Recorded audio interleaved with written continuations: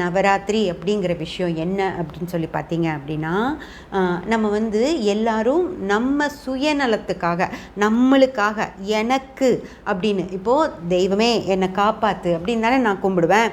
நீங்களும் அப்படி தான் கும்பிடுவீங்க. என்னை காப்பாற்று, என் குடும்பத்தை காப்பாற்று, என் குழந்தைங்களை காப்பாற்று, எங்களுக்கு இதையெல்லாம் செய்ய, இப்படி செய்ய நம்ம சுயநலமாக வேண்டிக்கிறோம் இல்லைங்களா? இப்போது கௌரி பூஜை அப்படின்னா வரலட்சுமி கும்பிடுறோம் அப்படின்னா கணவருக்காக திருமங்கல்யத்துக்கு பூஜை பண்ணுறது, கணவர் காலில் விழுந்து கும்பிடுறது, அந்த மாதிரி விஷயங்களையெல்லாம் செய்வாங்க. அதே மாதிரி ஆண்கள் வந்து குடும்ப சேமத்துக்காக ஒரு யாகம் நடத்துவாங்க. பணம் மற்றும் வேற அந்த நிலப்புலன்கள் அதையெல்லாம் காப்பாற்றிக்கணும் அப்படிங்கிறதுக்காக யாகங்கள் இருக்குது, அதையெல்லாம் செய்வாங்க.